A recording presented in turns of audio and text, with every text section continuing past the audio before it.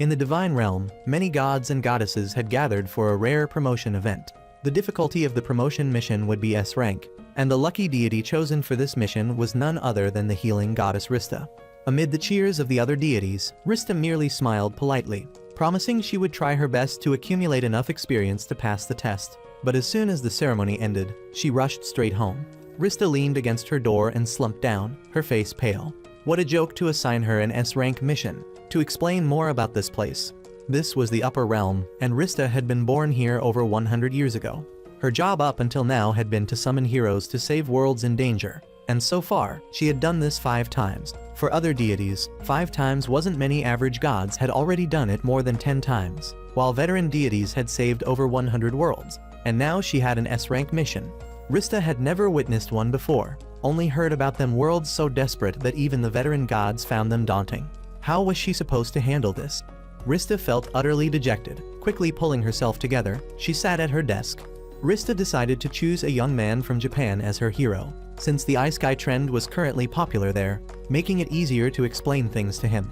She began flipping through documents, looking at candidate after candidate, but despite the abundance of options, no one seemed quite right. Frustrated, she flipped her desk over and collapsed on the floor. Just then, an information sheet floated down onto her face. It contained the personal details of a young man named Seiya. Just reading through it briefly impressed Rista tremendously despite being only level 1. His stats were extraordinarily high. Rista's eyes lit up. Seiya was 1 in 100 million. With someone like him, she would soon be promoted to a great goddess. Rista immediately began preparing the summoning ritual. After a flash of light, Seiya appeared before Rista. His appearance made her heart skip a beat. What was this? How could this man be so handsome? With his jet black hair and perfect height, Rista almost started drooling. Then she remembered that love between gods and humans was forbidden, so she had to maintain her divine composure. She explained to Seiya why he had been summoned, trying her best to speak in the most elegant and ladylike manner possible. Yet somehow, Seiya thought she was just a crazy woman talking nonsense. If Rista was truly a goddess, he argued, she should be perfectly capable of saving the world herself. Regarding this matter, Rista wished she could, but it wasn't allowed. The gods created worlds for humans to live in, and if something happened to those worlds, it had to be humans themselves who saved them. Hearing this, Seiya nodded, beginning to understand. Then he asked about his special skills and privileges. Rista taught him how to open his status window, and when she looked at it, she exclaimed that Seiya's stats were much higher than those of ordinary heroes. That's why Seiya was the only one who could save this world. She would tell him more details later. Rista turned around to open a transfer portal and invited Seiya to follow her. Seiya immediately refused. He wasn't about to enter a dangerous world without weapons or preparations. No way. Rista tried to persuade him, saying his stats were higher than normal and that she would be there to help him. He certainly wouldn't die. Seiya pinned Rista against the wall, pointing out that she was merely a supporting character while he had to do all the work. If he was forced to save this world, he needed time to prepare first. With that, Seiya took off his shirt and began doing push-ups, leaving Rista staring in shock. Now she remembered what was written on Seiya's information sheet. This guy had an extreme caution disorder. Rista went to find the ceiling goddess Area to complain. Area actually found Seiya's behavior reasonable, since the world Rista needed to save was an S-rank mission, and thorough preparation would be better. Area then advised Rista that if Seiya was training and preparing, she should also take care of him, providing basics for living, such as food and a place to rest. Reminded by Area, Rista rushed back with supplies to Seiya's room. Since he was Japanese, she prepared familiar foods for him, starting with rice balls. Rista offered Seiya the food, but he immediately refused, saying he would never eat food given by a stranger. Rista lost her temper and yelled at him, asking what reason she could possibly have to poison him. Seiya still didn't trust her and forced her to eat first to prove it wasn't poisoned. While Seiya ate, Rista conjured a bed, bathroom, and bathing area for him. Then she approached him with a bell, explaining that she would give him time to prepare. She would provide 3 meals a day, leaving them outside his door, and she promised not to disturb him. When he was ready, he should ring the bell, and then they would begin their journey to save the world. At first, Rista thought Seiya would train for at most 3 days, but by the 4th day, there was still no bell sound. Worried that Seiya might have died, she went to check, but seeing the food was gone, she knew he was fine. She had to wait another week, and by then she was thoroughly bored. As she was sprawled on the floor, the bell finally rang. Rista rushed to check on Seiya, who showed her his status. Just a glance made Rista's eyes bulge. She couldn't believe that through physical training alone, Saya had leveled up dramatically and even gained special skills. Saya had planned to reach max level before going to save the world, but seeing how pitiful Rista looked, he decided to start the journey now. Rista opened a portal and pulled Saya through. They teleported to a verdant prairie. Rista pointed to a distant town called Adona, explaining they needed to get equipment for Saya first. As the two walked through town, an old man greeted them. Rista cheerfully responded, but Saya remained cautious, analyzing whether the old man might be a shape-shifting monster or criminal to suddenly greet them like that. Just then, a little girl also greeted them. After introducing herself as Nina, she showed Rista the weapons shop. Before entering, Rista gave Saya a bag of money, a gift she had prepared for him. With this much money, Saya could be fully equipped to the teeth. Once inside, after looking around, Saya immediately grabbed 3 sets of armor, startling Rista, who quickly took back the money bag. There was no need for so many sets, she said, and chose armor for Saya herself. After the armor was selected, Saya took back the money bag and rushed to the general store, buying all the smoke bombs and herbs he could. He explained to Rista that since they didn't know what kind of monsters they would face, he had to be thoroughly prepared. Rista was exasperated and shouted at Saya that she was his guide, and she had said this place was safe with no monsters, so he didn't need to be so excessively cautious. Little Nina also chimed in, telling them that only slimes lived here. Seeing that Saya seemed afraid of monsters, Nina gave him a charm. With their equipment fully prepared, it was time to hunt monsters. Rista led Saya out to the prairie, but Saya had no desire to look for trouble. Just then, a slime appeared. Saya immediately hid in a corner to observe and analyze the slime, making Rista sigh. She told him that even children could kill slimes like this. As soon as she finished speaking, Saya drew his sword and slashed at the slime. The devastating blow caused a huge explosion, but Saya didn't stop there. Believing the slime was still alive, he launched countless more attacks. After attacking to his heart's content, Saya finally stopped. Rista then asked if he felt more confident now, and if so, they could move on to the next town. Just then, a powerful force approached, frightening Rista. A voluptuous, horned woman stepped forward and introduced herself as Machina, one of the 4 heavenly kings of the Demon Lord's army, who had come to eliminate the newly arrived hero. Machina knew exactly what Rista had done. Normally, when a hero was summoned, there would be a sign, and Rista would surely choose an easy starting location for the hero to level up. Machina simply had to stand there and wait for them to arrive.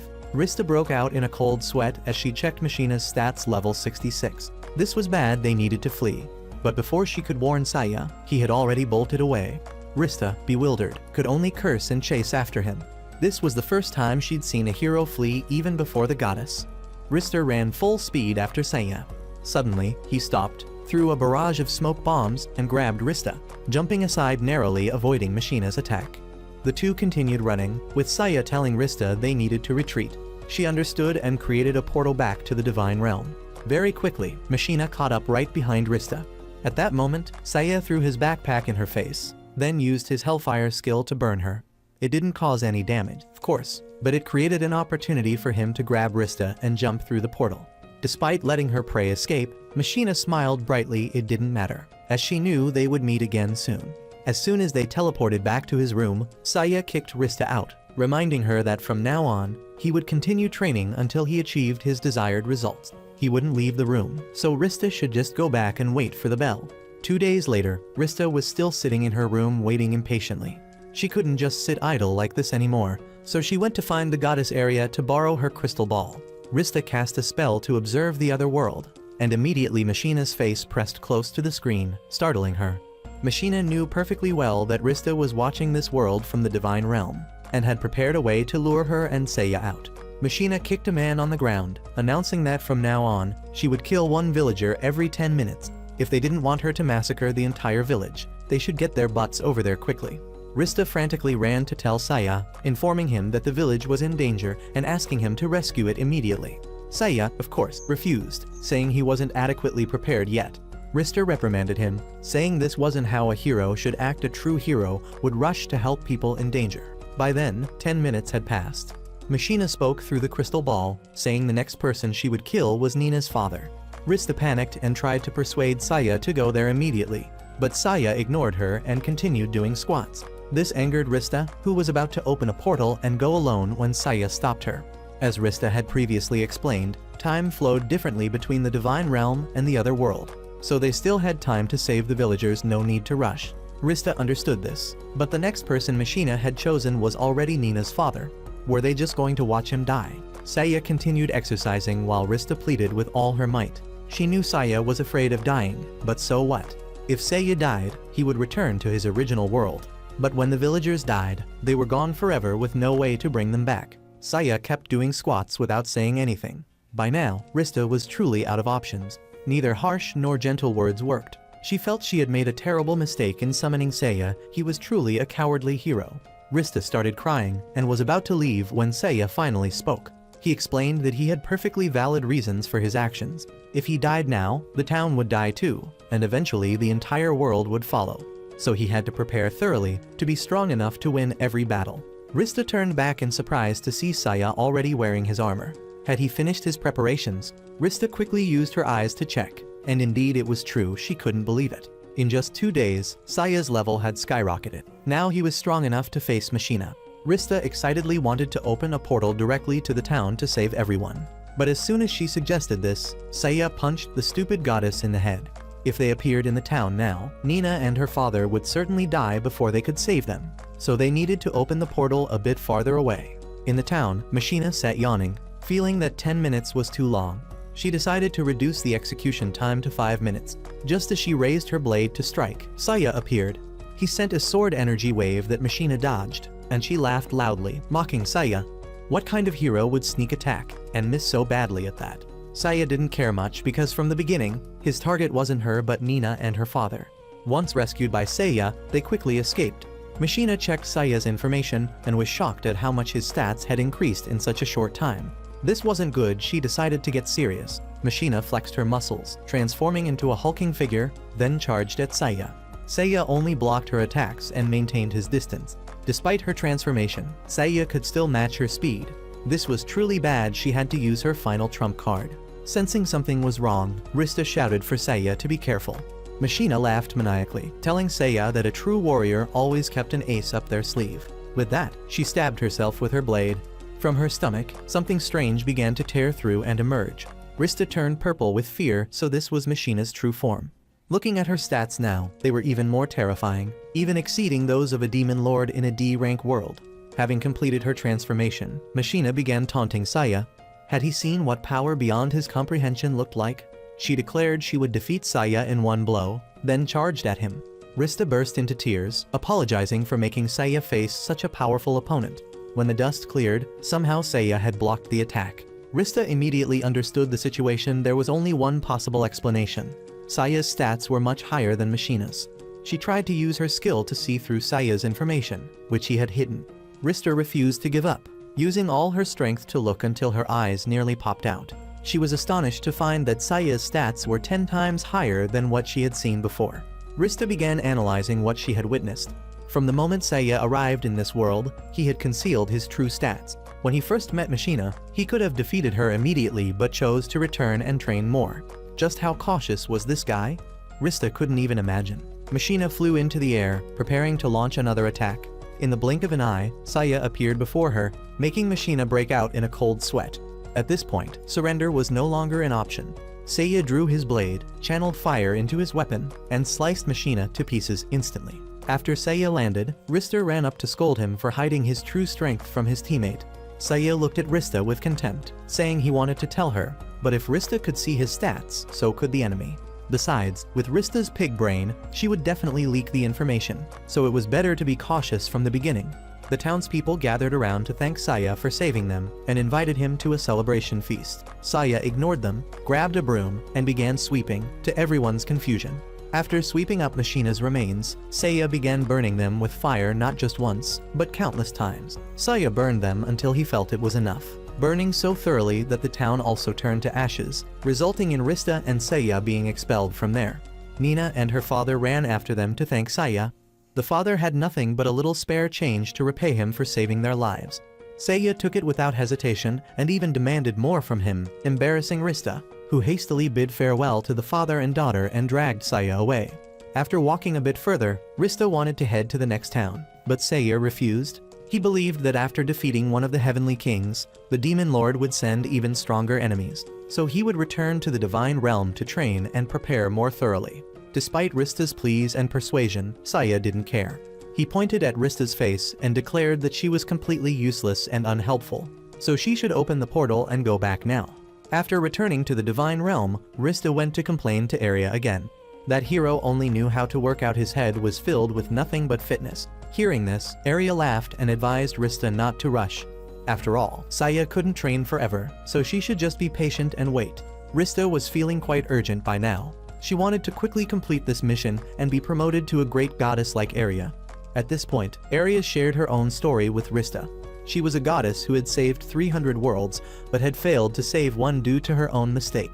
Rista quickly tried to console Arya, saying that out of 300 worlds, failing only one wasn't a big deal. But Arya didn't see it that way. It might not matter to them.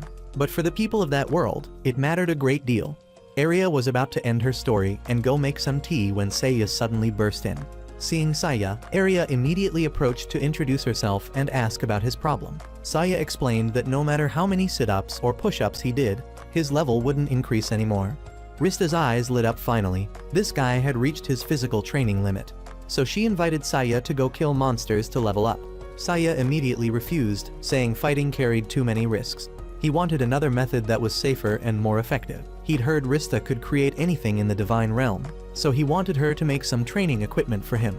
Rista tried to persuade Saya that even if she created these things for him, he would eventually reach a limit, just as he had with physical training. So why not hunt monsters to both level up and gain combat experience? Wouldn't that be better? Seeing the two argue, Arya spoke up. She had an idea for Saya. If he didn't want to fight monsters, she could help him train with the gods in the divine realm.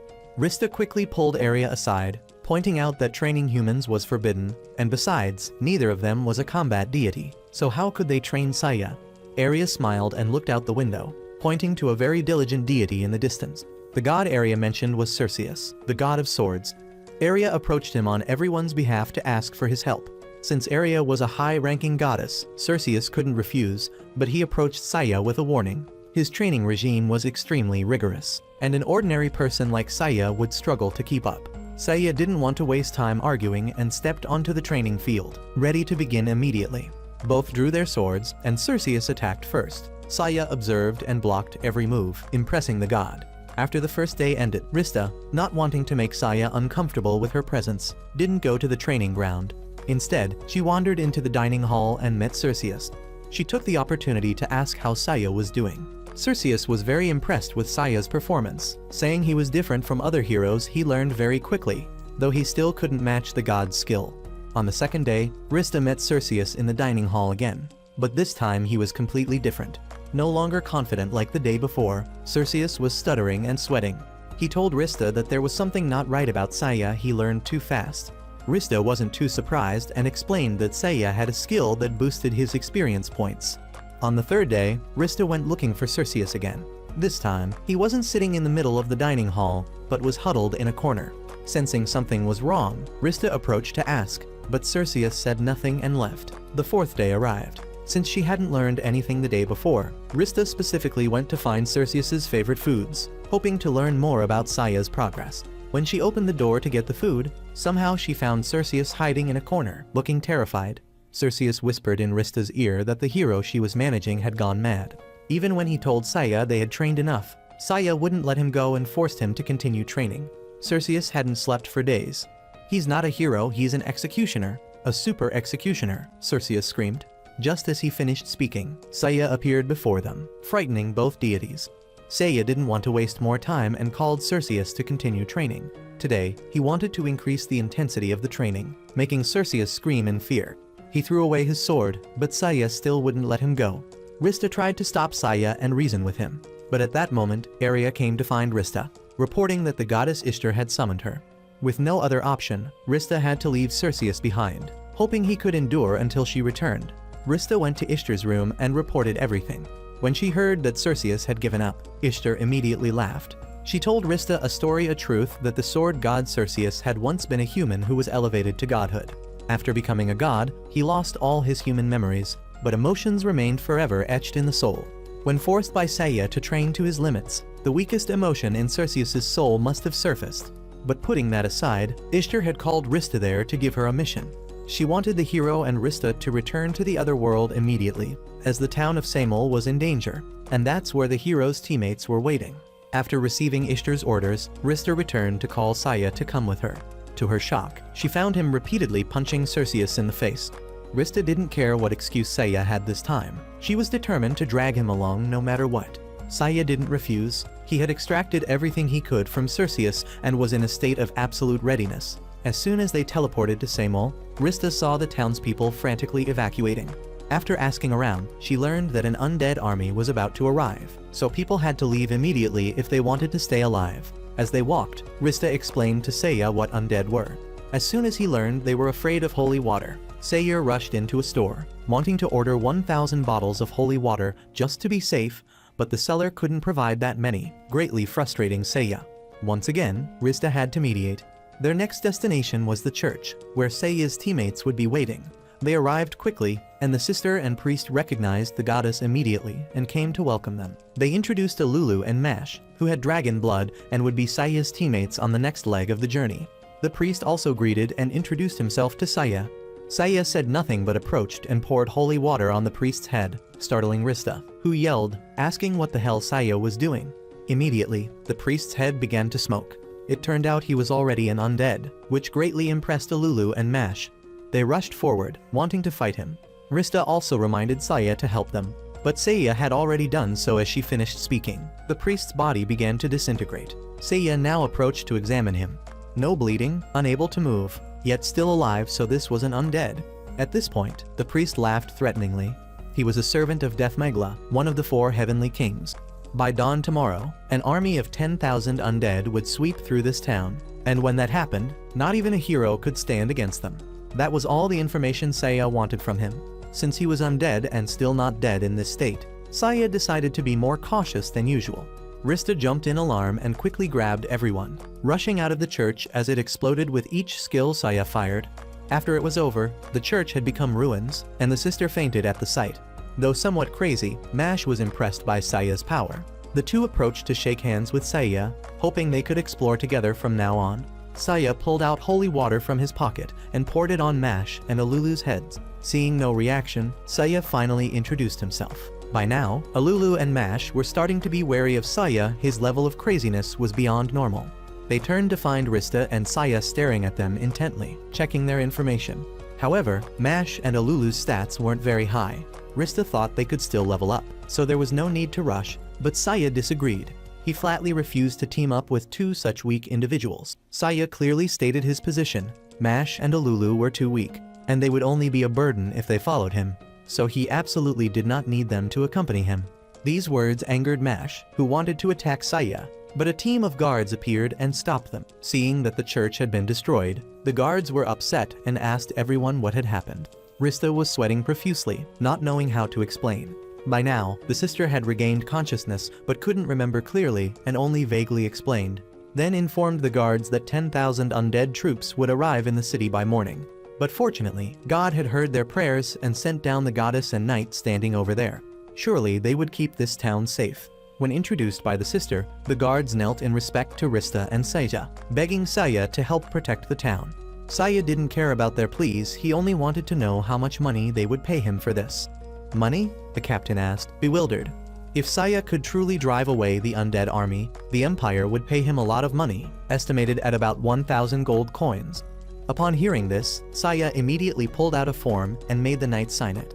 The knight took the form and informed Saya that about 200 more knights would arrive to fight alongside him. Saya immediately refused. He didn't need knights or whatever to follow him.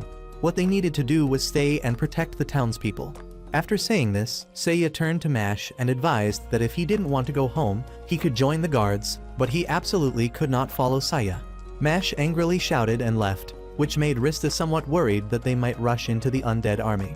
Saya wasn't concerned at all, believing they weren't that stupid, and even if they were, he would finish off all the undead before they could rush in. With that, Saya activated his flying skill and rose into the air. He knew full well that Rista couldn't fly, so he told her to return to the inn and wait. He would handle the undead army alone. This statement touched Rista's pride. As a goddess, how could she not know how to fly? It was just that her powers were temporarily sealed. Rista looked up to the sky and shouted, unlocking her seal and manifesting a pair of wings to chase after Seiya. Seiya had just been getting used to his new skill, but now he would fly at full speed. Rista strained with all her might to chase him, but still couldn't catch up. At least her effort made Seiya reconsider. He circled back, grabbed Rista's hand, and dragged her along with all his strength. Rista could only endure and scream in desperation. After a while, they finally arrived. Rista angrily scolded Seiya, saying that because of him, the feathers on her divine wings were almost completely plucked. Seiya didn't care and told Rista to keep quiet. They were now standing above the undead army. Seeing them marching in formation like this, Seiya had an idea to eliminate them quickly. He would use an atomic bomb to deal with them. Rista was somewhat curious, thinking this was a power from Seiya's original world that he couldn't use here. Of course, Seiya already had a substitute. He cast a spell to create a small meteor right above them. The falling speed and heat of this small meteor could instantly incinerate them all. Rista stared in shock, since when had this guy become so powerful? She hated to admit it, but truly, Seiya alone was enough. They didn't need Mash, Alulu, or anyone else. An idea immediately formed in Rista's mind. If Seiya were to throw such an attack at the Demon Lord's castle now, wouldn't they have already conquered this world? Seiya was preparing to cast a second spell when he suddenly stopped, complaining that he had used too much mana. So Rista had to help Seiya return to town. Alulu came to Rista to inform her that Mash had completely disappeared 2 days ago. Hearing this, Rista comforted Alulu, saying there was no need to worry. Currently, the undead army had been completely eliminated, so the chances of Mash running into trouble were minimal. Moreover, they had the hero Seiya here, though at the moment he was absorbed in researching some kind of combination skill. After chatting with Alulu, Rista went to Seiya's room. To her surprise, Seiya had managed to create a platinum sword, using Rista's hair to enhance its power. Rista was about to scold Seiya when the landlady entered the room, carrying a package she had been asked to deliver to Seiya. Rista eagerly opened it to check inside was an exquisitely crafted mirror. Rista immediately struck some seductive poses, admiring herself in the mirror, when suddenly the image in the mirror changed. Alulu immediately recognized it was Mash. A growling voice began to speak. It was Deathmagla, one of the 4 heavenly kings of the Demon Lord. Last time, he had been lucky to survive when controlling the undead army from afar. That army had taken him so much effort to create, yet Seiya had ruthlessly destroyed it. Because of this, he had decided to take revenge on them. Mash was tightly bound to a torture chair, but Deathmagla had grown bored with him. Deathmagla decided to kill Mash in front of them. He held a knife to Mash's throat, giving him a few last words. Mash smiled without fear or anger, only admiring Seiya's strength. Though somewhat of a jerk, Seiya was truly the one who could save this world, and Mash hoped Seiya would carry on for him in the journey ahead. Only now did Seiya step up to the mirror. He told Rista to open a portal back to the Divine Realm, then looked at Mash and decided to let him join as his equipment carrier. Hearing this, Deathmagla laughed loudly. What were they trying to do? They were only talking through a mirror. Seiya could never save Mash. Seiya didn't care and drew his sword, instantly cutting off Deathmagla's hand. To Rista's surprise, since the incident with Nina's father being held hostage, Seiya had prepared for similar situations. Now he could cut through space itself. After cutting, Seiya immediately pushed Rista into the portal back to the Divine Realm. In at most 10 seconds, Deathmagla would kill Mash. Time flowed differently between the Divine Realm and the other world, so they would have 15 minutes to save Mash from him. Seiya went to find the goddess Ishtar, asking her to locate Mash's position. Although helping humans too much would break the rules, Seiya had already thought of a way to bend the rules for her. So Ishtar happily complied. After learning the exact location of Deathmagla, Seiya asked Rista to open a portal directly in front of him, then assigned her a task. As soon as the portal opened, Seiya rushed through, shooting fire into Deathmagla's face and pushing him back. Meanwhile, Rista ran to use healing magic on Mash. As she worked, she kept an eye on Seiya's situation. At this point, Deathmagla had summoned a pitch-black creature. This was the Dark Furus, the strongest fire-type monster. Rista's face turned pale as she quickly checked its information. This monster had 100,000 defense points and was resistant to most attributes. Only ice could damage it. Hearing this, Deathmagla laughed loudly. He had monitored Seiya's entire battle with Machina. After learning that Seiya used fire magic, he had prepared this monster to fight him. Now, how would Seiya defeat him? Seiya smiled and sheathed his sword, telling him that he was always in a state of absolute readiness. Then Seiya rushed forward and punched the monster in the stomach. Frustrated, Deathmagla pumped all his power into the flame, wanting to incinerate Seiya in one more blow. Seiya didn't dodge but fought hand to hand. With just an ordinary person's punch, Dethmagla couldn't believe Saya could block it. Their fists collided. Immediately, the monster's hand began to freeze, stunning Dethmagla.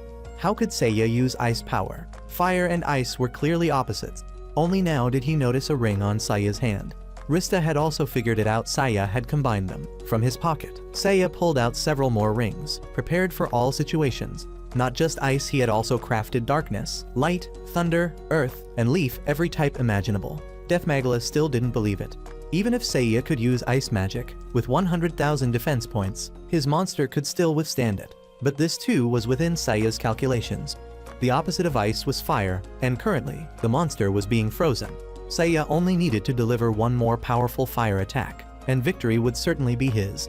Saya drew his sword and lunged forward, stabbing the monster in the chest. Its body began to disintegrate, terrifying Dethmagla.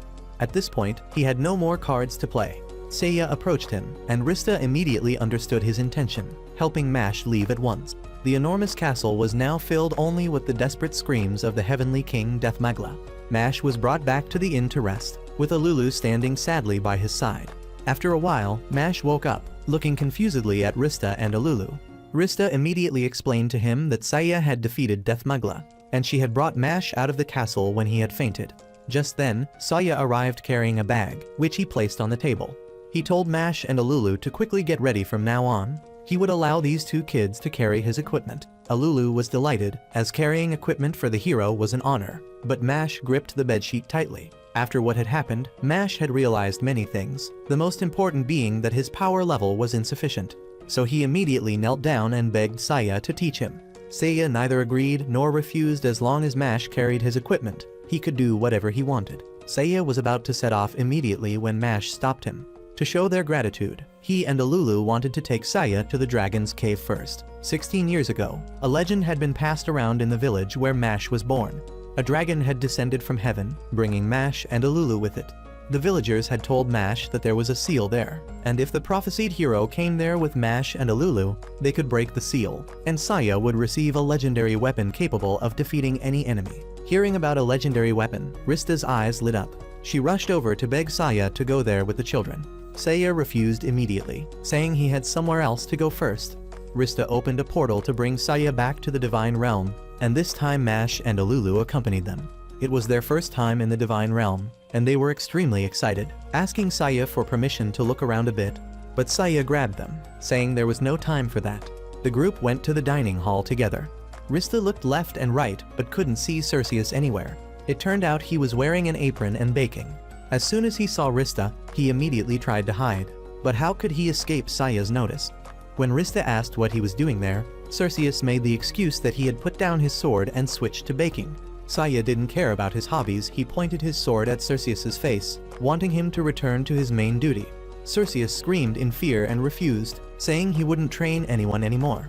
But when Rista pushed Mash forward, Cerseus's attitude changed immediately. Mash's stats were too weak, much weaker than Cerseus's, so he laughed loudly and agreed to teach Mash. Alulu would receive a different training course. Rista took her to meet the fire goddess Hestiaca. Helping humans save the world was the responsibility of the gods, so Hestiaca couldn't refuse Rista. After arranging for the two children, Saya and Rista left. Next, Saya wanted to find someone to train him. Hearing this, Rista silently cursed Saya after what he had done. Who would want to teach him? While lost in thought, Rista bumped into a massive chest. It was Valkyrie, the goddess of destruction. She immediately grabbed Rista by the collar and threatened her. How dare a third-rank goddess block her way? Rista fearfully apologized to Valkyrie, after which Valkyrie began to tease her a bit. Once she was done teasing, she was ready to leave. Although Saya didn't want to admit it, he had to tell Rista that he sensed a terrifying power emanating from Valkyrie. This was certainly true because, from what Rista knew, she was the strongest goddess in the divine realm. Rista also advised Saya not to even think about asking her to teach him, as Valkyrie would kill any ordinary person who dared to speak to her. Before Rista could finish her sentence, Saya had already rushed over to ask Valkyrie to teach him. Saya's impudent attitude made Valkyrie extremely angry. Rista tried to beg Valkyrie for forgiveness, but Valkyrie didn't care. It was too late for apologies, and she would kill Saya right there. Just as she was about to act, the goddess Arya appeared and apologized to Valkyrie on Saya's behalf. Since Arya was also a high-ranking goddess, Valkyrie didn't want to make things difficult, but in return, she wanted Arya to let her grope her chest freely. Arya reluctantly agreed. After Valkyrie left, Arya turned to scold Saya. Learning that he wanted someone to train with, Arya called Saya to come with her. She took Saya to meet Adenella, the goddess of war, and asked her to train Saya. Train a human? Adenella laughed out loud. That would be fun. In a flash, Adenella appeared behind Saya, telling him she only had one move. This move was too fast, much faster than the speed that ordinary human eyes could see. Could Saya learn it? Saya accepted the challenge without a second thought. The first day of learning began. As usual, Rista brought food for everyone.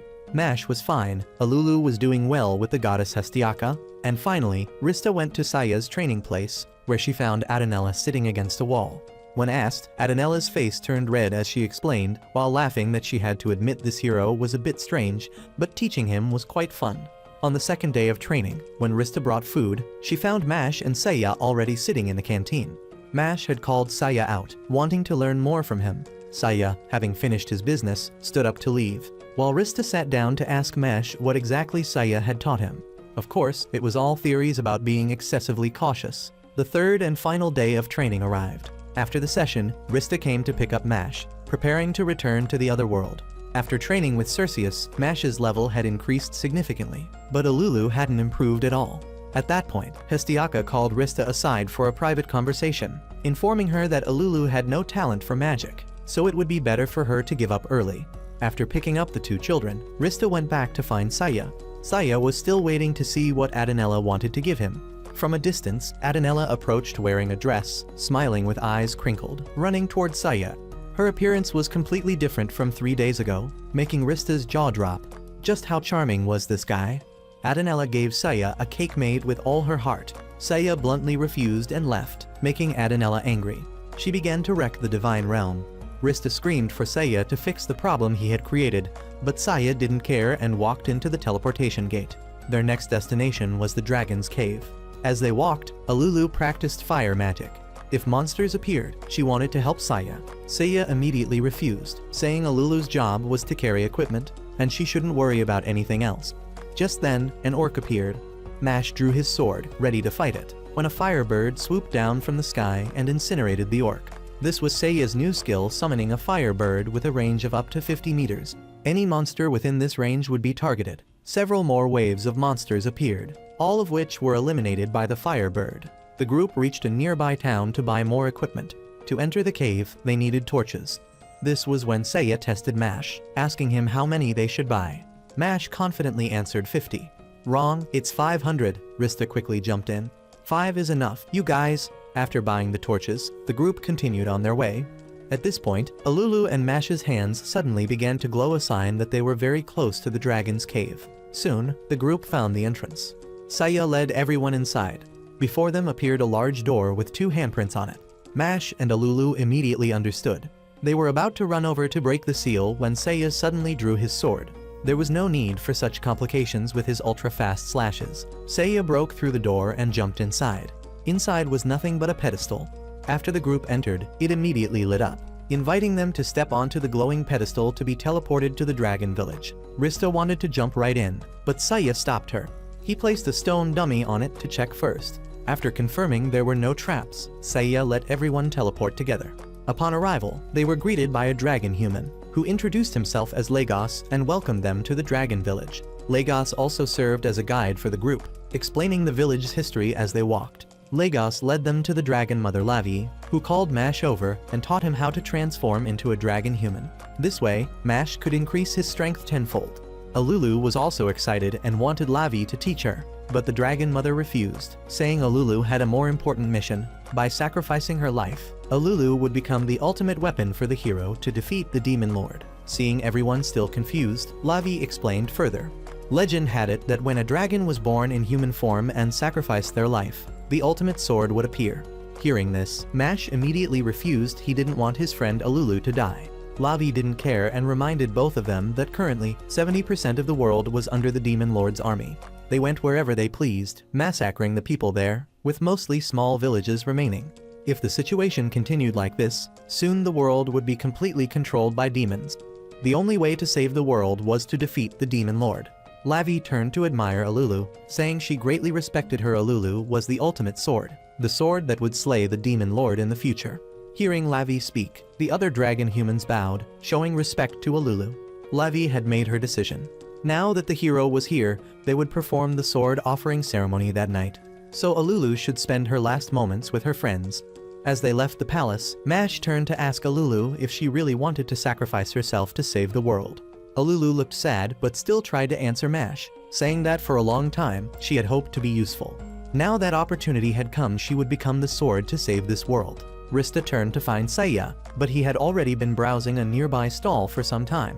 She angrily asked how he could still be shopping at a time like this. He should at least think about Alulu. Saya replied that if that was what Alulu needed to do, then he had nothing more to say to her. Alulu's eyes welled up with tears as she heard these words, and she turned and left immediately. That evening, a feast was held at Lavi's castle. Saya's group was treated like VIP guests, with 2 little dragon girls bringing cookies to Rista. She had to coax Saya for a long time before he would eat one to please them. Just as he put it in his mouth, the lights in the room suddenly went out. The crucial moment had arrived. Alulu, in a magnificent outfit, was led by the dragon guards to a cliff. According to Lavi's knowledge, this was the Dragon Abyss, established by the first Dragon Emperor. By jumping down, Alulu's blood and flesh would transform into the ultimate sword.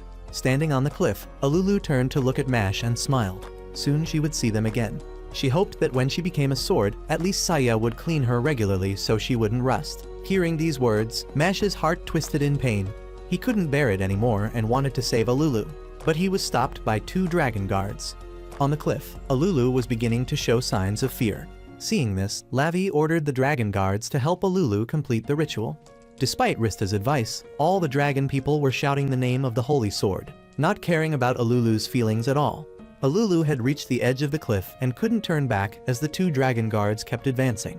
Just then, Saya appeared behind them, kicking both guards back to Lavi. Saya sighed and told Alulu that he had clearly said he had nothing more to say earlier that afternoon. But how could Alulu be so stupid as to not understand his meaning? If Alulu became a sword, how could she carry his equipment? Hearing these words, Rista immediately laughed. Lavi was confused, and Rista turned to declare to her that they were heroes sent to save this world one way or another. They would never let their comrade lose her life. Despite all this, Lavi still wouldn't listen. She bowed her head and lamented that heroes and goddesses ultimately only thought of themselves, not of her tribe. These words truly angered Mash. He transformed into a dragon human and pushed aside the 2 guards, wanting to knock some sense into Lavi, when he suddenly collapsed. Rista fell too. Lavi laughed loudly, telling them she was careful and had anticipated this would happen. So she had laced their drinks with paralysis poison. She wanted to continue with the ritual, but somehow Saya was unaffected. Saya smiled and called it a childish trick. He would never eat food from lizards. Since this approach didn't work, there was only one option left. Lavi transformed into a giant dragon and flew in front of Saya. Rista broke into a sweat when she looked at Lavi's stats: abnormally high health and absolute defense. Saya remained very calm and turned to ask Mash which compartment the weapons were in. From his bag, Saya pulled out a pitch-black sword. Just seeing it made Lavi tremble in fear, as it was the dragon-slaying sword. Both Mash and Rista were amazed. How on earth did Saya have that sword? Of course, it was thanks to his meticulous preparation. From the moment he knew they were going to the dragon's cave, Saya had considered the variable of having to fight a dragon, so he had prepared this sword in advance. As for where it came from, Saya had used the hair of Mash, Alulu, and Rista to create it. Saya rushed up to attack Lavi. With the true dragon-slaying sword, Saya was able to damage her. Lavi laughed loudly, reminding Saya once more that, as she had said, she was a cautious person. As she finished speaking, Alulu's collar suddenly lit up, and the girl collapsed in pain. It was a prison collar when the curse was activated. Alulu had only 3 minutes to save her life. After she died, they just needed to throw her into the abyss to complete the ritual. Saya turned to check on Alulu, and then advised Lavi that if she wasn't allied with the Demon Lord, this was her last chance to lift the curse from Alulu. Of course, she wouldn't listen. So Saya had no reason to hold back anymore. He shot a stream of fire that, with just one move, took away more than half of Lavi's health. Yet she still didn't back down. Although the hero was very strong, she was confident that it would take more than 3 minutes to defeat her. Then she began to shrink herself and enter a defensive state. Seeing this, Saya immediately responded by taking out a bag and pouring its contents into his mouth and chewing. These were speed seeds. With them, Saya's speed would increase dramatically. That wasn't all. Saya pulled out another dragon-slaying sword. Combining these, he would kill Lavi before Alulu's death sentence arrived. Preparations complete, Saya rushed to attack her continuously. Rista kept updating the situation, but it wasn't good. Lavi's defense was too high. Despite Saya's constant slashing, she barely lost any health. With only 1 minute left, Lavi laughed and advised Saya to stop this meaningless battle. Saya continued to attack and sneered contemptuously at her. "And you call yourself cautious?" This statement made her realize that she was being gradually pushed to the edge of the abyss. Rista managed to stand up and advised Lavi to lift the curse from Alulu, and then everything would stop right there. Lavi closed her eyes tightly and shouted that she had already lifted it. As soon as Saya stopped attacking, she shot fire at him. Saya immediately responded with a sword stroke, pushing her away from the abyss. At least she still had wings to save herself, so she remained confident. But no matter how much she flapped her wings, she couldn't fly up. Lavi broke into a sweat and turned to check. To her horror, her wings had already been shattered. She plunged straight down into the abyss. Only then did Saya carry Alulu back to Rista. At this point, Rista curiously asked Saya when he had destroyed Lavi's wings. Of course, it was before she hardened herself. Saya had prepared for every possible scenario. At this moment, a beam of light emerged from the dragon abyss. From below, the holy sword flew up, to everyone's amazement. Although they had obtained the holy sword, Lagos still felt uneasy because their leader, Lavi, was dead. Hearing this, Saya immediately patted him on the shoulder and manipulated his mind. At least they had the sword to destroy the demon lord, so Lavi's sacrifice was entirely justified. Now it was time to dissolve the Congress. The group teleported back to the dragon's cave. At this point, Rista called Mash and Alulu to wait for her at the cave entrance, as she had some private matters to discuss with Saya. After the two children left, Rista shouted in Saya's face, blaming him for daring to pull out her hair without permission. Saya didn't care and was about to leave when Rista stopped him again. Regarding the holy sword Saya had just obtained, it wasn't actually a holy sword. If Rista already knew, then Saya had nothing to hide. Just now, he had only deceived the dragon tribe. The sword he was holding was one he had prepared in advance. Rista was still not convinced to kill the demon lord. The holy sword was the only weapon capable of doing so. Saya didn't think so. If not this way, there would be another way. Everything would be fine. With that, Saya called Alulu to leave the cave with him. Just as they reached the entrance, they found Alulu and Mash in a state of fear.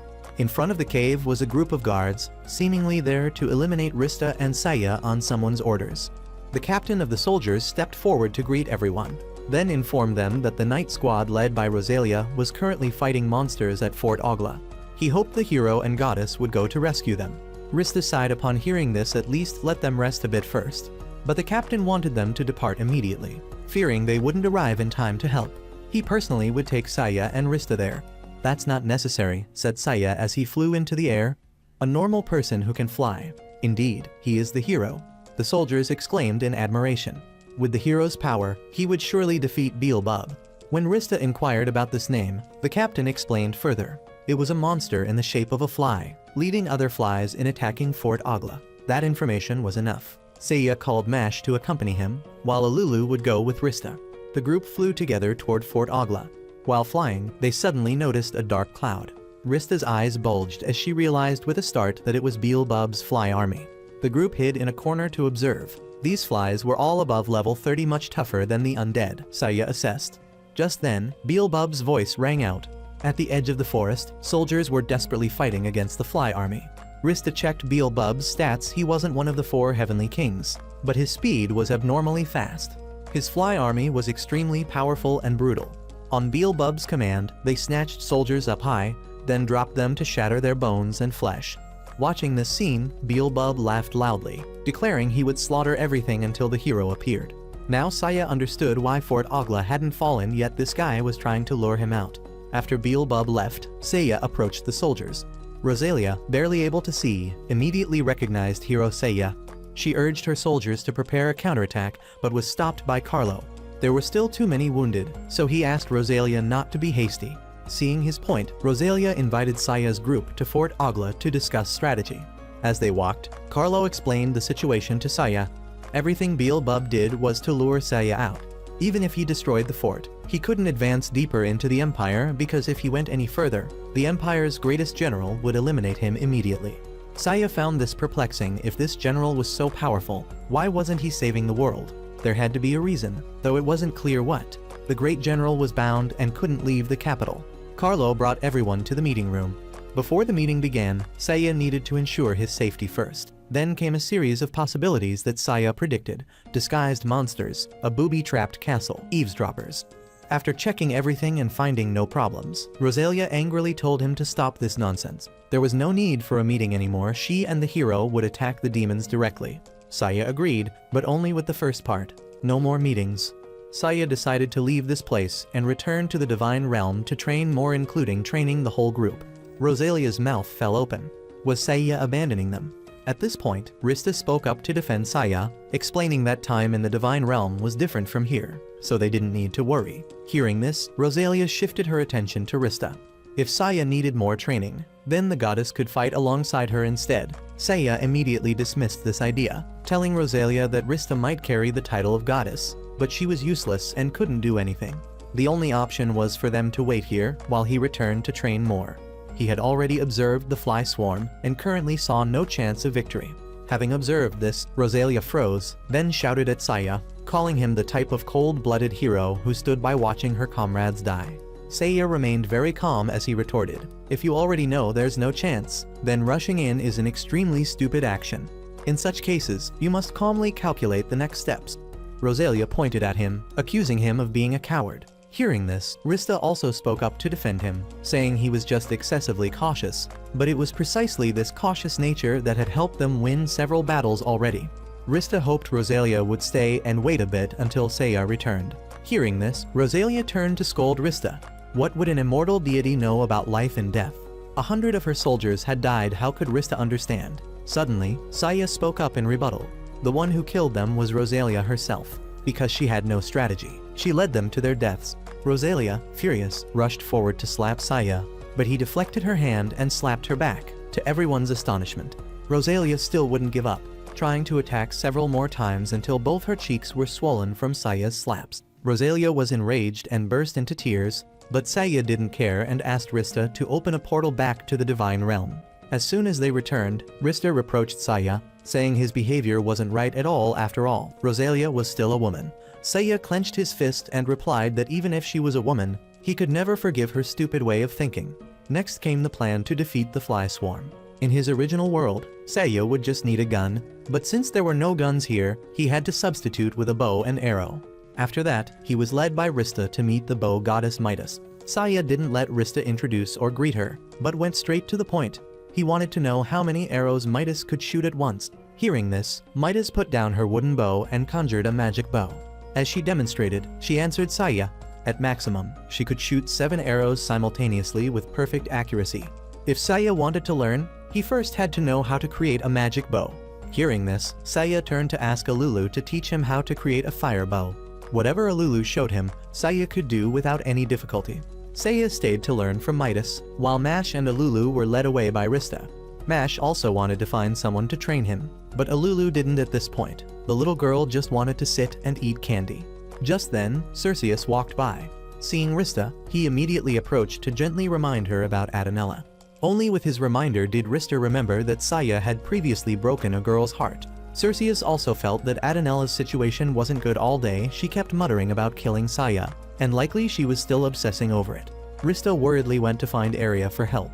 After hearing the story, Arya smiled and reassured Rista not to worry. Someone as cautious as Saya would never be ambushed. Then Arya turned to look at Mash, knowing that there was a seal within his body. Since seals were her specialty, Arya decided to help Mash remove it. Not only Mash, but Alulu also had hidden skills, so Rista left the 2 children with Arya, while she went alone to Adanella's house. As soon as she entered, the scene before her frightened Rista. The walls were covered with the word "kill" written in blood. Adanella suddenly appeared behind Rista, asking if Saya had returned with her. Rista broke into a sweat as she replied, making the excuse that this time she had come back on her own without bringing Saya along. After leaving Adanella's house, Rista ran straight to warn Saya. If he had trained enough, they should flee quickly. But it was too late. Adanella was already standing right behind Rista. She knew very well that Rista wouldn't return alone, so she had deliberately followed her. Now it was time to settle things with Saya. The killing intent emanating from the war goddess made Rista breathe heavily, but Saya remained indifferent as he approached Adanella, patting her head and telling her that her hair was a bit messy. This action of Saya's was so cool that Adanella, despite her best efforts, ultimately forgave him, only to be sent away by Saya so he could continue his bow training. Rista returned to have tea with Arya. As Arya had advised Rista from the beginning, there was no need to worry. Adanella was a good goddess, so she wouldn't bother to kill a human. Whatever those two wanted to do, let them be. Arya invited Rista to check on Mash and Alulu. Arya opened the door and asked Mash to show what he could do now. Mash excitedly stood up and transformed his arm to become much larger. This was the dragon arm, the hidden power within Mash's body. Arya had used her abilities to unlock it for Mash. From now on, with this arm, Mash could fight with very high damage output. Arya still found it a bit creepy. Suddenly having such a large arm didn't seem right at all. Alulu immediately chimed in, agreeing completely. Mash's body was tiny, but with his arm so swollen, he looked like some kind of deformed person. Hearing these words from his close friend made Mash angry, and he turned to scold Alulu. Somehow, from his speech to his movements, Mash suddenly became slow. This was the delay spell, a hidden support magic of Alulu's that Arya had helped her unlock. And that wasn't all. Alulu dispelled the slowing effect on Mash, then pumped him with a speed spell. This time, Mash couldn't stand still, his mouth continuously talking, making everyone laugh. After this event, Rista praised Alulu wholeheartedly. If she had known Arya would guide them so well, she would have left the two children with Arya to teach from the beginning. Hearing this, Arya immediately declined the credit, saying she hadn't done much, she had simply helped the two children use their inherent potential. The two kids were fine now. Rista only hoped that things with Saya were going as smoothly. As soon as she heard that Saya was training with Midas, Arya slammed the table and stood up abruptly, informing Rista that the goddess was a sex addict. Over the years, Midas had kidnapped countless heroes, which was why Ishtar had banished her to that forest. If such a thing were to happen, Saya would no longer be able to be a hero, because a goddess having relations with an ordinary person was a taboo that couldn't be circumvented. After hearing Arya's warning, Rista's face turned pale as she rushed to find Saya. When she arrived, she found Saya standing alone, with Midas in front of him naked and hanging herself from a tree. When she asked Saya, she learned that earlier, Midas had asked him to wait here while she went to prepare. When he returned, he found her like this. Midas excitedly laughed out loud, saying this would be Saya's final test. He needed to use the magic bow to shoot precisely at the rope. Then she would fall down in her naked state, and they would have passionate sex. Rista screamed, not allowing this to happen. But Midas didn't care about Rista anymore. From the moment she saw such a handsome hero as Saya, Midas had determined that she must have sex with him no matter what. Rista turned to stop Saya, but saw he had already drawn his bow. Saya shot directly at Midas's head, startling Rista. Although she knew deities couldn't die, Saya's action was still too disrespectful to the divine. Midas broke the rope herself and landed on the ground. She said that Saya's joke wasn't funny at all. As mentioned before, this was Saya's final test. He had missed, so they would switch to another test. Midas warned Saya to prepare as she would attack now. With that, Midas rushed toward Saya. Saya remained very calm as he drew his bow, shooting 2 arrows into her eyes and the final one into her mouth. Despite taking 3 precise arrows from Saya, Midas could still stand up. Her expression frightened Mash and Alulu. She didn't look like a goddess at all. At this point, Midas noticed Mash. A little Shota. "Well, I'll eat Mash first as an appetizer," she said as she rushed toward him. Mash, terrified, ran for his life. By now, Saya was ready to shoot, aiming directly at Midas. From the beginning, he knew Midas would target Mash. 5 arrows were shot by Saya, pinning her to a tree branch. "Wonderful," Midas exclaimed. A human able to shoot 5 divine arrows at once was incredibly terrifying. She had nothing left to teach Saya. With these words from Midas, Saya entered his state of absolute readiness. The group teleported back to the other world. As soon as they appeared, Carlo was already standing behind them. He informed Rista that Rosalia had gone alone to Beelzebub's lair. This was completely within Saya's predictions. He carried Mash and flew into the air. From here to the monster's lair was very far. Rosalia couldn't possibly get there before him. With that, the group rushed off together. Saya chose a perfect high position to observe them. By now, Rosalia was already climbing up to their lair. Thanks to a divine shield, the flies couldn't attack her. This was a perfect bait. Saya drew his bow, aiming at Beelzebub. He would shoot him from this distance, and Saya was certain it would hit. Just as he was about to shoot, a squad of soldiers appeared, greeting the hero. These guys were too noisy, making Rista worry that the flies would discover them. It still didn't matter, this was within Saya's calculations. On Rosalia's side, whether brave or foolish, she shouted loudly, demanding a one-on-one fight with Beelzebub, only to be snatched up into the air by him.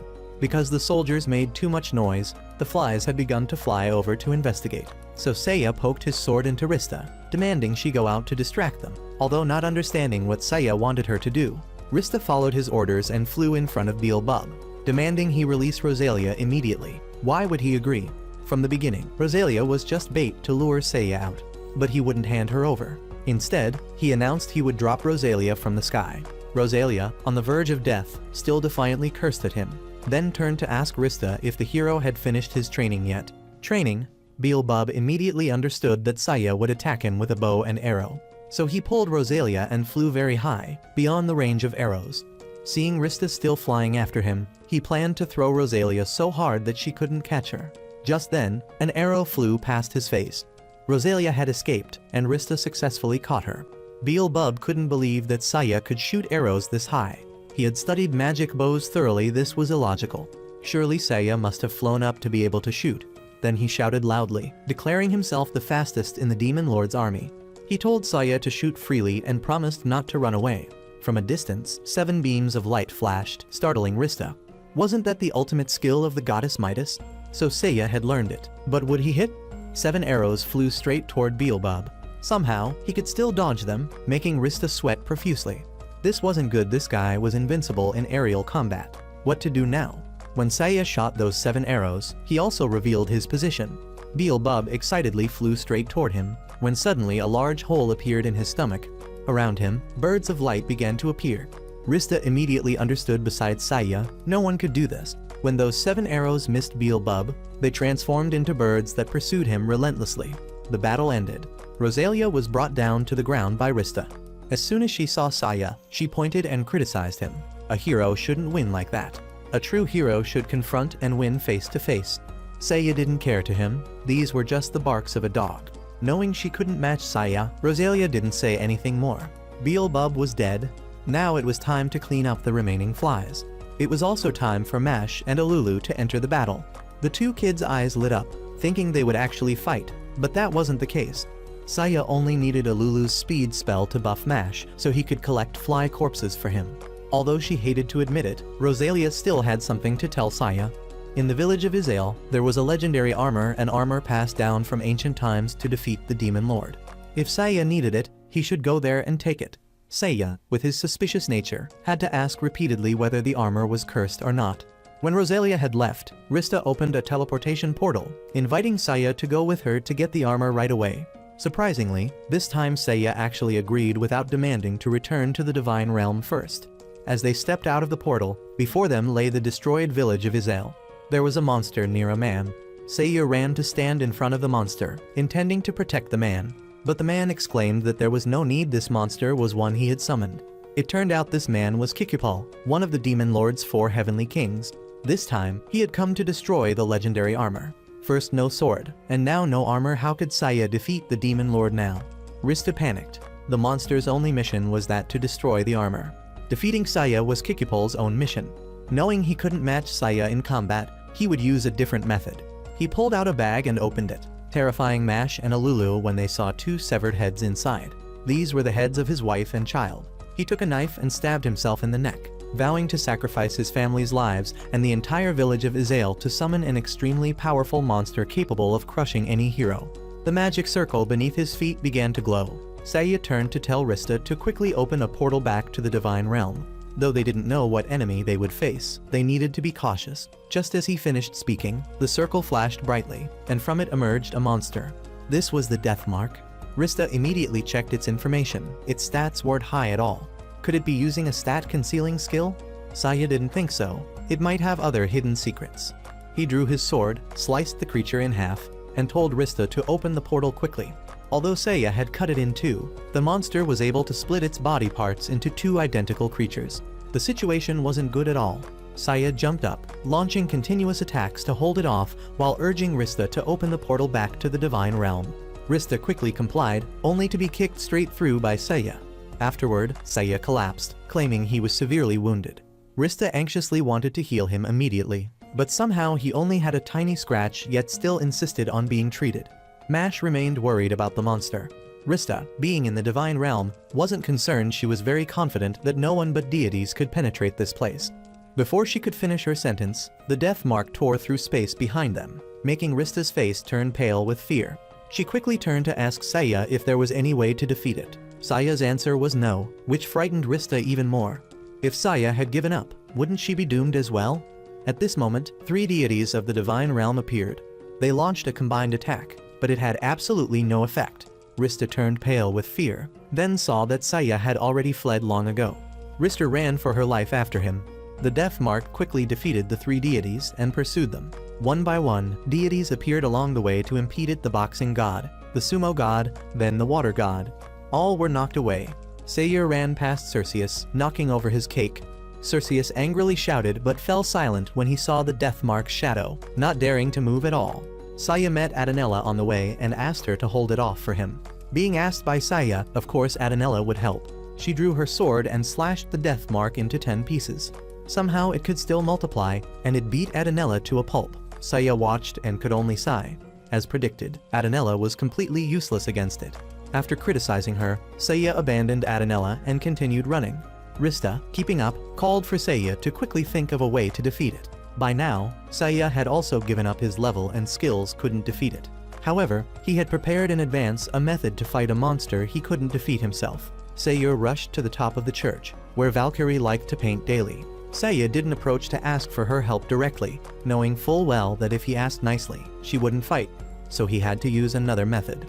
The death mark was right behind them now. Saya stood still, waiting for it to shoot. Then he dodged slightly to the side, causing its projectile to fly straight into Valkyrie's painting.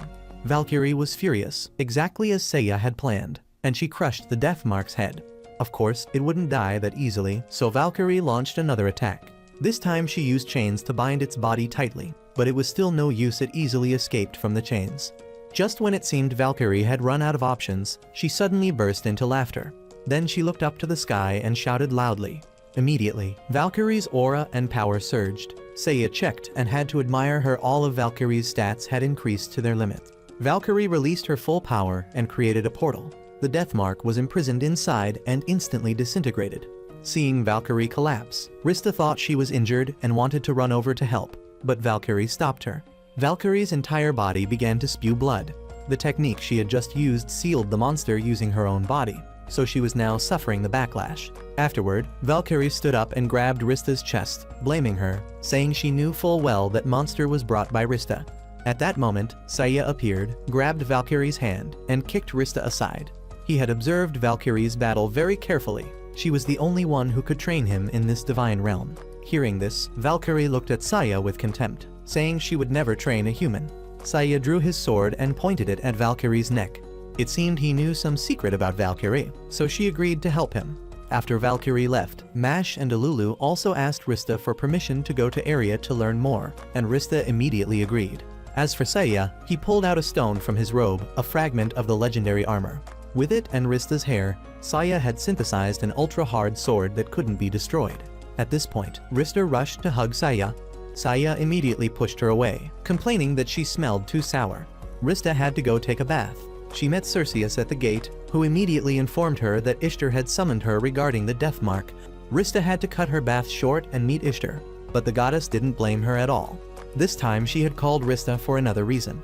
Ishtar showed Rista an image. The demon lord's final heavenly king had made his move. He was leading an army to capture the capital, and Ishtar wanted Rista to bring the hero there to rescue it immediately. Rista accepted the order and wanted to go at once, but Ishtar held her back, saying there was no hurry. There was still time for Rista to take a bath, as she noticed Rista's body odor was a bit sour. The next morning, Rista went to see Arya, her face flushed red. Being criticized by both Ishtar and Saya, she had spent the entire previous day bathing thoroughly. As for Mash and Alulu, the 2 children had made remarkable progress under Arya's training.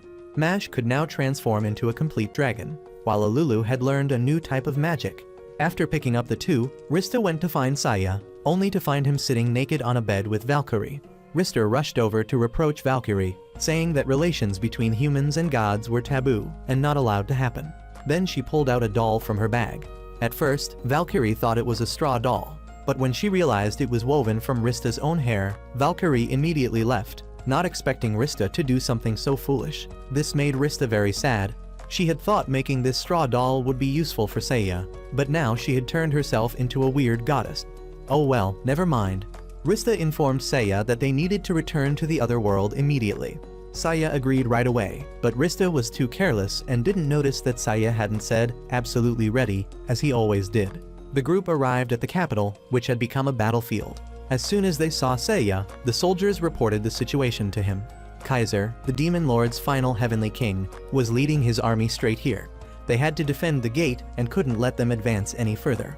At this point, Kaiser stepped out from the demon ranks. He shouted loudly, calling for the strongest person in the city to fight him.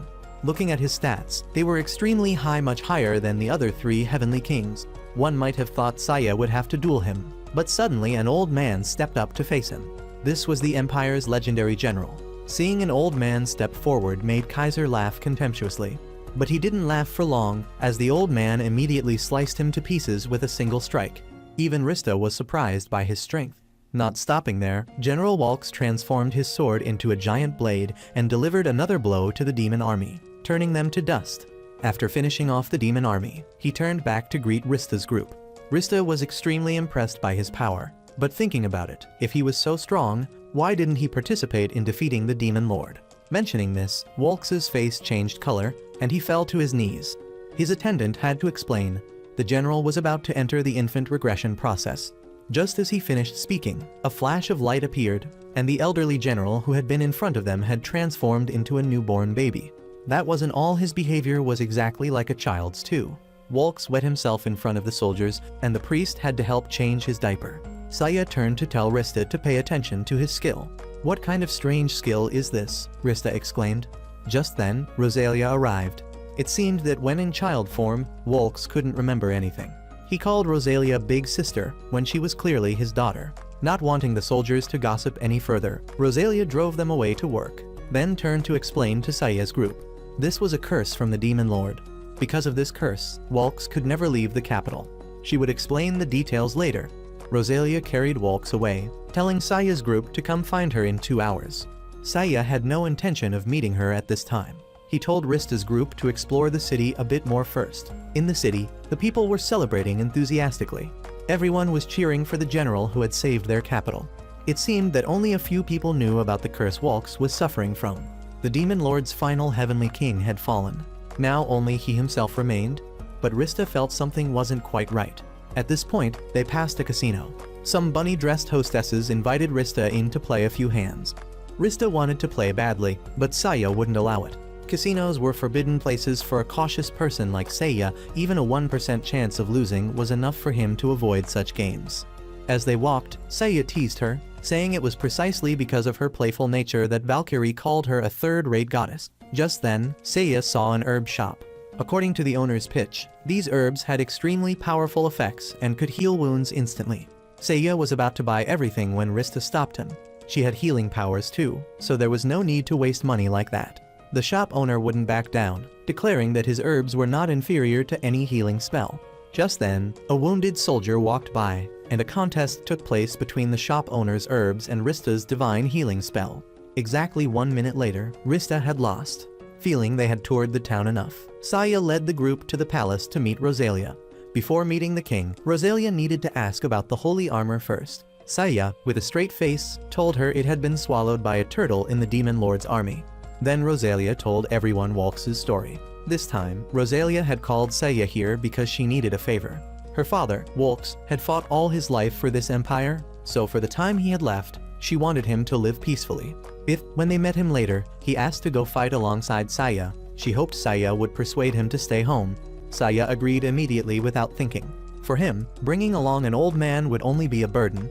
Afterward, the group was led by Rosalia inside to meet Walks, who had now returned to his elderly form. After hearing Saya's view, Walks agreed that he would withdraw from the battlefield. Just then, a soldier rushed in to report that the Demon Lord's remaining forces were still attacking the capital. Hearing this, Walks wanted to lead the army to battle, but was stopped by Saya, who said he would handle it.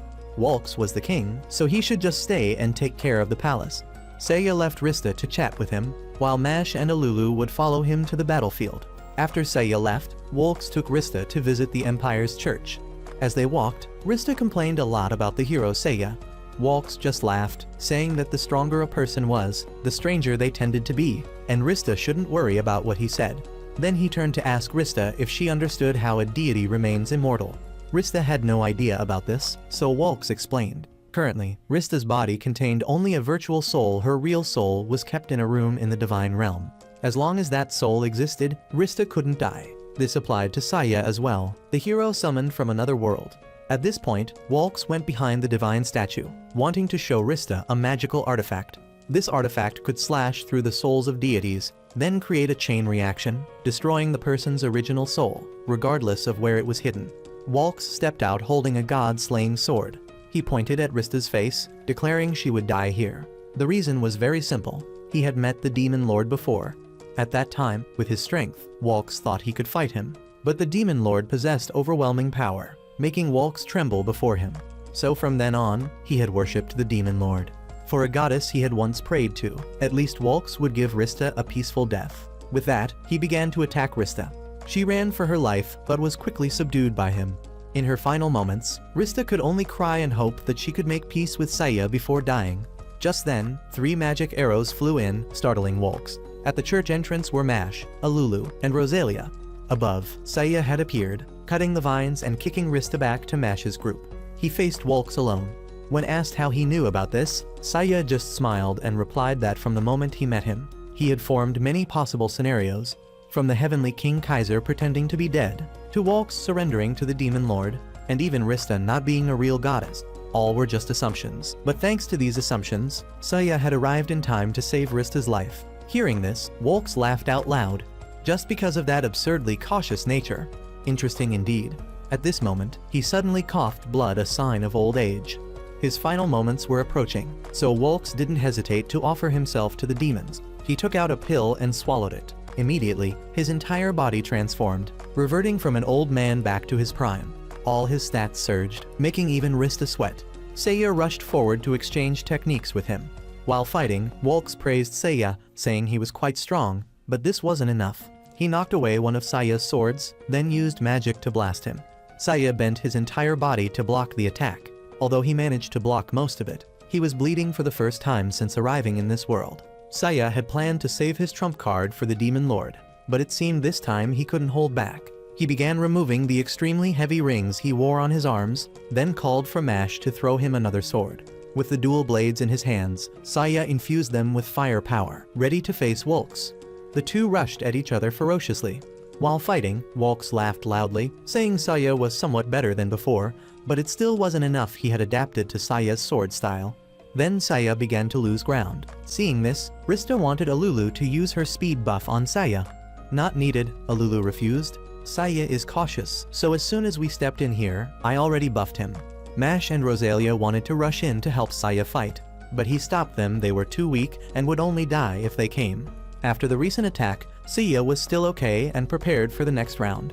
Walks and he rushed past each other, and one of Seiya's arms was cut off. Walks laughed, about to finish Seiya, but he could still stand up and block the attack. This surprised Walks a bit. Wasn't Seiya afraid of pain? But it didn't matter. Having lost an arm, his chances of victory were now 0. Seiya didn't think so. He wasn't the only one who had lost an arm.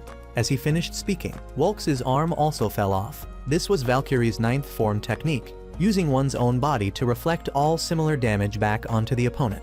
Having lost his sword, Walks only had his fists left. Yet he still rushed forward to block Seiya's sword thrust, resulting in a large hole in his chest. The battle ended. Rista quickly ran over to reattach Seiya's arm. After healing him, Seiya also asked Rista to heal Walks. While healing Seiya, Rista turned to tell Rosalia to take care of her father. Rosalia refused to acknowledge him as her father since he had sold his soul to demons. Immediately, Seiya slapped Rosalia in the face. Shout or curse however you want, but do that when Walks is dead. For now, talk to him in his final moments.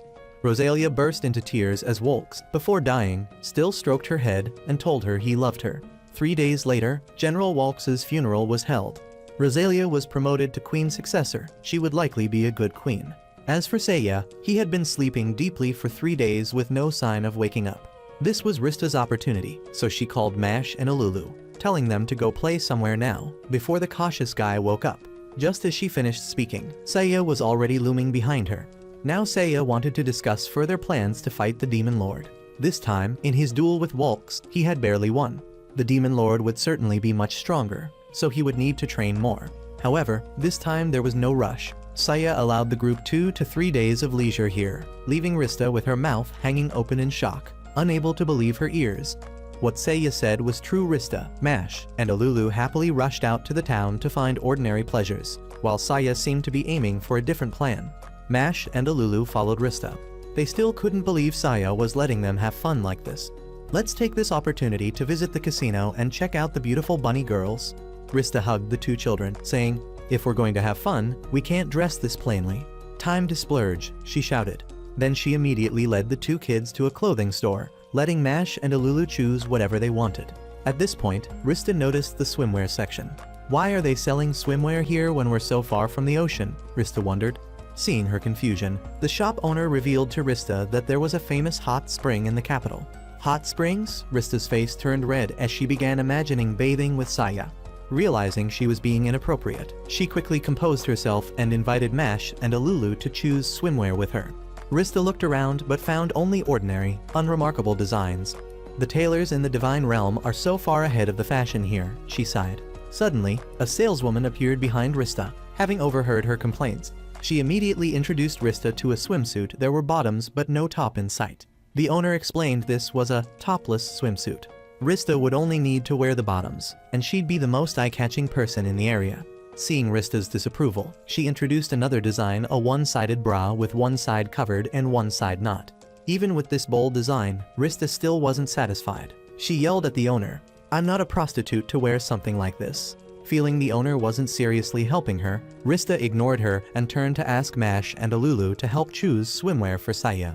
When the owner learned Rista was accompanied by a man, she immediately introduced a men's swimsuit design with a special cutout, saying with it, Saya could bathe while letting his elephant trunk soak in the water.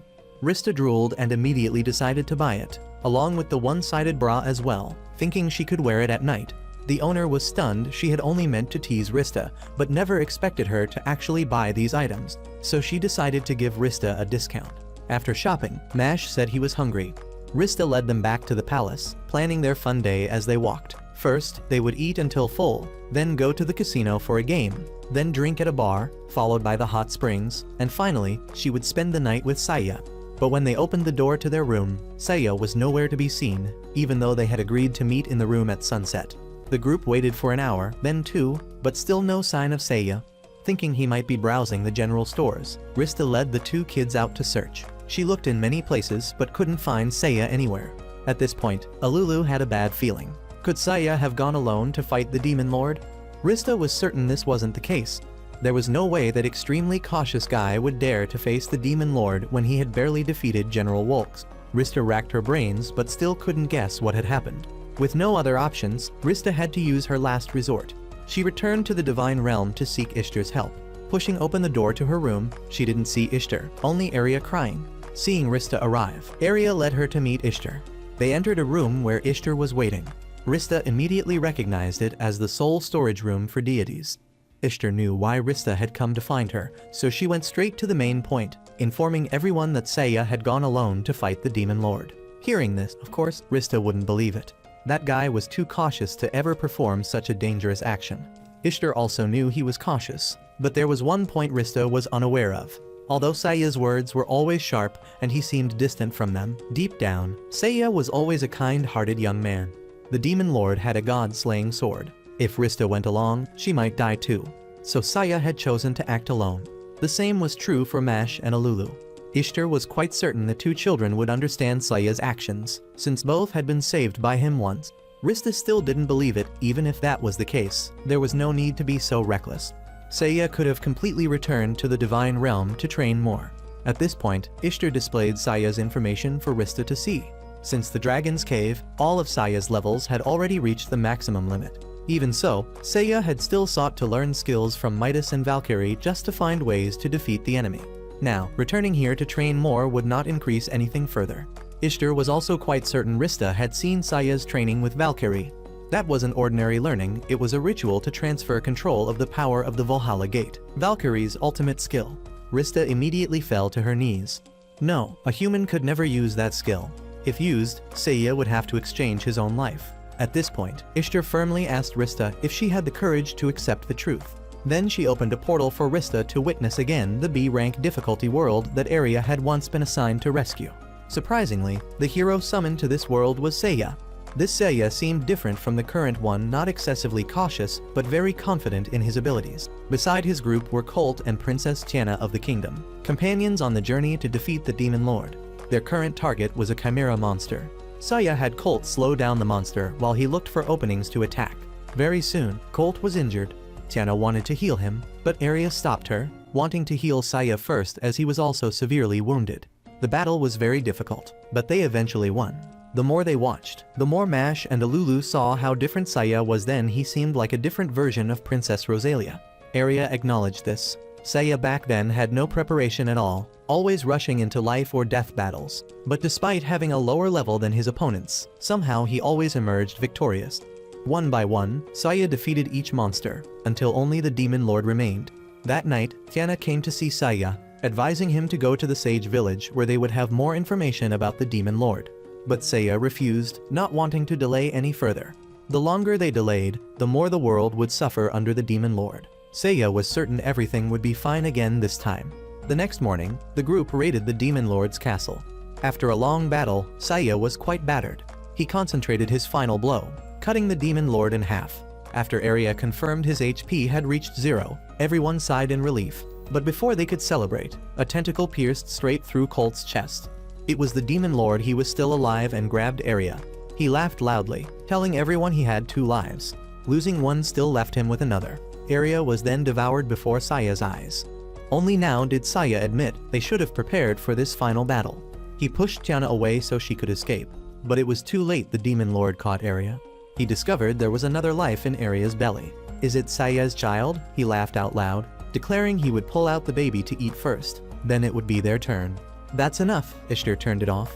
Turning around, she saw Rista's eyes automatically shedding tears. Yes, Ishtar was quite certain Rista now recognized her own identity. She was Princess Tiana from the past. Thanks to the good deeds she had done while alive, after death, Rista had become a deity. Of course, neither she nor Saya remembered what had happened in the past. Rista summoning Saya to save the S-rank world wasn't coincidental, it was the destiny of the two. Unable to wait any longer, Rista decided she had to go to Saya. Opening a portal directly to the Demon Lord's castle was against the rules. But at this point, Rista didn't care anymore. She was ready to accept any punishment. Mash and Alulu were also determined to go along. They had been saved by Saya, and it was time to repay him. Passing through the teleportation gate, Rista arrived at the Demon Lord's castle. As soon as she set foot there, she could sense it indeed. The Demon Lord had a god-slaying sword. There was the sound of fighting. The group quickly ran to check. It turned out Saya was already facing the Demon Lord. Seeing Rista arrive, Saya immediately used his final trump card, ignoring Rista's attempts to stop him. He summoned the Valhalla Gate to imprison the Demon Lord. At first, the Demon Lord was confident he could escape using his magic resistance, but it had no effect whatsoever. His god-slaying sword also shattered upon touching the Valhalla Gate. The gate began to pierce through his body and closed. The Demon Lord screamed in pain. Just when it seemed he had resigned to his fate inside, somehow the Demon Lord transformed into a pitch-black monster, trying to break the Valhalla Gate to escape. This was completely within Saya's calculations. This was an S-rank difficulty world. There was no way the Demon Lord would submit so easily. Saya began to channel fire into his sword. He lunged forward, stabbing the Demon Lord in the stomach. It had absolutely no effect since it wasn't the holy sword. The Demon Lord punched Saya once, making him cough blood, but this didn't make Saya give up.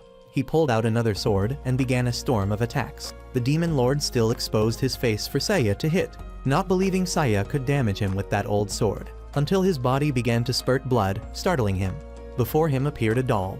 Rista immediately recognized it as the doll she had given to Saya. So Saya had prepared a method for this case. The thorns from the Valhalla Gate could damage the Demon Lord. Saya had used them combined with Rista's hair to create another sword capable of defeating him. It was over. Saya charged forward, thrusting his sword straight into the Demon Lord's forehead. The sword pierced through his body, and at that moment, the Demon Lord was swallowed by the Valhalla Gate. After that blow, Saya was also exhausted. Rista rushed over to check on him. Having used the forbidden skill, Saya's body had begun to suffer backlash, with blood flowing everywhere. Saya couldn't even sit up anymore, lying flat on the floor. Rista couldn't let Saya die so easily. He had promised to go to the casino with her, to drink at the bar with her. She raised her hand to the sky, requesting to unleash all her goddess powers. At this moment, Ishtar's voice echoed down, reminding Rista that just opening a portal directly to the Demon Lord's castle was already a serious offense. Now she wanted to unleash her powers too. Ishtar wasn't sure she could cover for Rista anymore. Rista heard but still decided to go through with it. She believed she had been chosen as a goddess for this day. Seeing Rista's determination, Ishtar didn't stop her anymore and unsealed Rista's full powers. Immediately, Rista ran to heal Saya. She healed him, but the wounds reopened. Rista then buffed her healing power even more, determined to save Saya this time. After a while, Saya's wounds finally closed. As Saya hazily awoke, Rista rushed over to kiss him. One might have thought Saya would be moved by her life-saving grace, but no, Saya tapped her head and pushed Rista away. In truth, Saya was quite surprised, not believing Rista could save him in that state. Now Saya finally acknowledged that Rista was truly a healing goddess. At this point, Alulu's face turned pale as she called to Saya, "Why hasn't the Valhalla Gate disappeared yet?" As soon as she finished speaking, the Valhalla Gate began to pound violently. From inside, a deformed head flew out. It was the Demon Lord. He wouldn't accept defeat so easily and was trying to drag the entire world down with him. The head began to accumulate enormous energy. Rista closed her eyes in fear. That amount of power was enough to destroy the world. Would they die here? At this moment, Saya continued to use the Valhalla Gate skill, pulling the Demon Lord's head back into the gate. The gate closed, and Mash wondered if this was truly the end. Suddenly, the head attached to the top of the Valhalla Gate began to speak, declaring that this time, the Demon Lord had truly vanished into nothingness, and it was also time for Saya to pay the price. Saya's body began to suffer backlash. Rista anxiously ran over to heal him, but this time was different from before. Her recovery speed couldn't keep up with the destructive speed in Saya's body. Mash wanted Rista to take Saya back to the divine realm, away from the god-slaying sword. If they could do that, when Saya died, he would return to his original world. Rista wanted to do this badly, but couldn't. If she stopped healing for even a second, Saya would immediately vanish. At this point, Saya smiled, praising Alulu and Mash. The two had assisted him very well. There was nothing to criticize. This world had now lost the 4 heavenly kings, and the Demon Lord. No one could defeat them anymore. Saya hoped they could follow Rista to protect this world. Next was Rista. Seeing her crying so hard, Saya hugged her. In that very moment, Saya remembered everything from the past. He smiled. "Fortunately, this time I saved Rista." With that, Saya vanished. After Saya's death, Rista's group returned to the imperial capital. The hero who had saved the world was gone forever. Upon hearing this news, Rosalia finally acknowledged that Saya had truly done what she couldn't. He was a true hero of the Empire's people.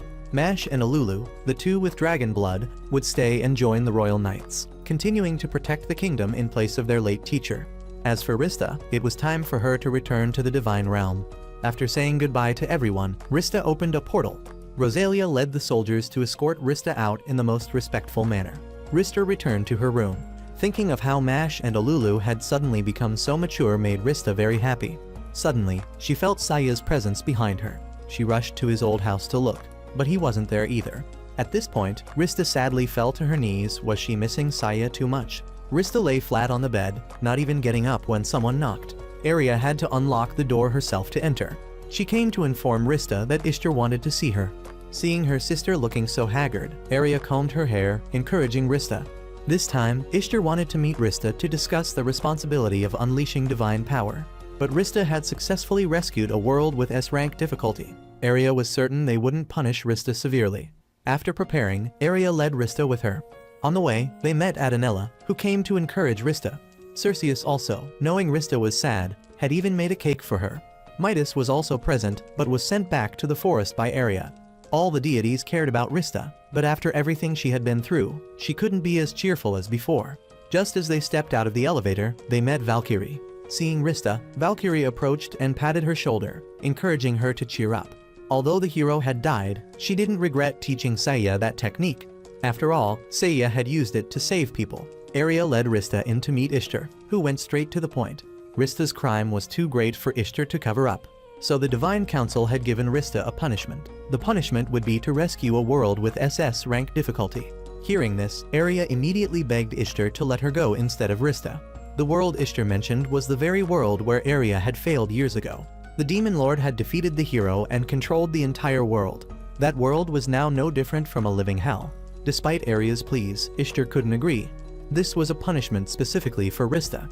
If she didn't comply, she would be permanently stripped of her divine title. Arya burst into tears, feeling it was unfair to Rista that world was too difficult for a goddess like Rista. But Ishtar saw it as simple. She stood up and began to recount the process of defeating the demon lord. When the Valhalla gate occurred for the second time, the effect of the god's slaying sword had also been taken away by the gate. Rista's eyes lit up, seemingly understanding what she meant. Normally, a person wasn't allowed to go to the same world twice. But this would be a special case. Ishtar magically brought down a form in front of Rista. It was Saya's registration form. Just this once, Ishtar was making an exception to allow Rista to summon Saya again, to continue rescuing that SS rank difficulty world together. However, Saya's stats would be much lower than before. Rista looked at the form and indeed it was so. But there was one point that still made her laugh in the characteristics section. He was still listed as excessively cautious.